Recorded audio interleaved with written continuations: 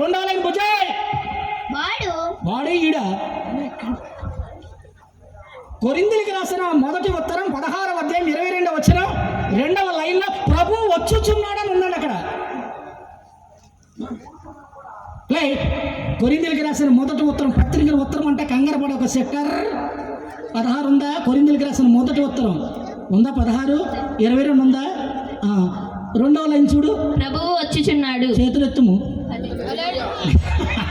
గట్టిగా స్తోత్రం చెప్పము.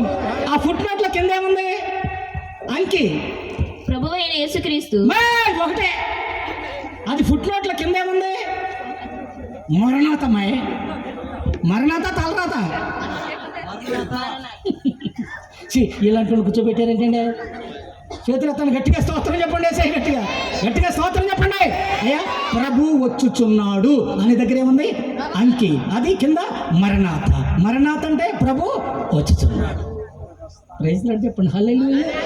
పాత నిబంధనలో ప్రభు యేసుక్రీస్తు వారు వస్తారని 2వ రాకడ గురించి వ్రాయబడి ఉంది. క్రొత్త నిబంధనలో ప్రభు యేసుక్రీస్తు వస్తారని 2వ రాకడ గురించి వ్రాయబడి ఉంది. అలాగే పత్రిక పాఠ్య భాగంలో ప్రభు వచ్చుచున్నాడని వ్రాయబడి ఉంది. ఇదిగో ప్రభు యేసుక్రీస్తు మేఘారూఢుడై వచ్చుచున్నాడు. ఒక మాట చెప్పనండి, ఆయన ఎక్కిన మేఘము ఆయన కొరకు, ఆయన తెచ్చే మేఘం మన కొరకండి. స్తోత్రం చెప్పండి. చేతులెత్తి. మేఘము వేగానికి గుర్తండి. యెషయా గ్రంథం 19వ అధ్యాయం మొదటి వచనం ముగిస్తున్నా, అక్కడ భోజనాలు ఉన్నాయి కాబట్టి చదవండి సార్. యెషయా గ్రంథం 19వ అధ్యాయం మొదటి వచనం. ఐగుప్తును గూర్చిన అవును దేవోక్తి. అవును. యెహోవా వేగము గల మేఘము ఎక్కి ఐగుప్తును గూర్చున్నాడు. యెహోవా వేగము గల మేఘం ఎక్కి వస్తున్నారండి అని. మేఘము వేగానికి గుర్తు. భూమండలంలో మనం ఉన్నాం. దీనికి 7వ మండలం పరమండలం. ప్రతి దానికి కూడా రిఫరెన్స్ ఉంది సార్. నాకు సమయం చాలేదు నాన్న. ఇదే మండలం అండి? భూమండలం. తర్వాతదే వాయుమండలం, తర్వాత మేఘమండలం, తర్వాత మొదటి ఆకాశ మండలం, తర్వాత మధ్యాకాశ మండలం, తర్వాత పరదేశ మండలం, తర్వాత మహిమ మండలం.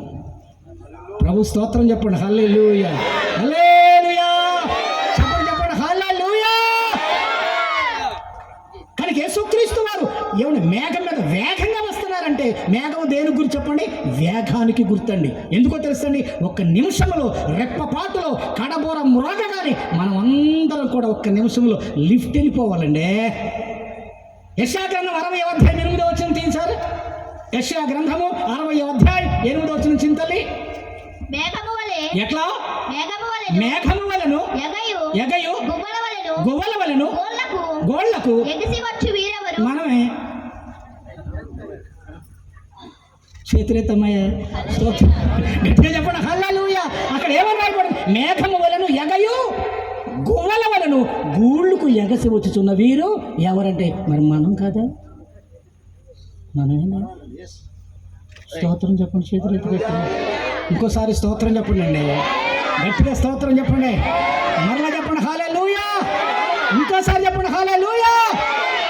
బైబిల్ గ్రంథంలో శ్రేష్టమైన మాట రాయబడింది. ఇదిగో ప్రభు అయిన యేసు మేఘారూఢుడై వచ్చుచున్నాడు. ఆయన ఎక్కిన మేఘము ఆయన కొరకు, ఆయన తెచ్చే మేఘము మన కొరకు. మేఘము వేగానికి గుర్తున్నాను. ప్రభు వచ్చేస్తున్నాడు. ఆయన రాకడ కొరకు రెడీ అవుదాం. ప్రభు రాకడ కొరకు రెడీ అవ్వాలంటే ఒక అపొస్తలుల బోధలో అద్భుతమైన మాట ఉందండి. మారు మనసు అనుభవం, పాపక్షమాపణ అనుభవం, అలాగే ముంచడం, చేదరింపు శిలకపురం కాదు, ముంచడం బాప్తిస్మ అనుభవం, పరిశుద్ధాత్మ వరాన్ని అనుభవించాలి. స్తోత్రం చెప్పండి. చేతులెత్తి గట్టిగా. మారు మనసు పొందని వారు మారు మనసు పొందాలి. పాపక్షమాపణ లేని వారు పాపక్షమాపణ పొందాలి. ముంచడం బాప్తిస్మం పొందని వాడు ముంచడం బాప్తిస్మం పొందాలి.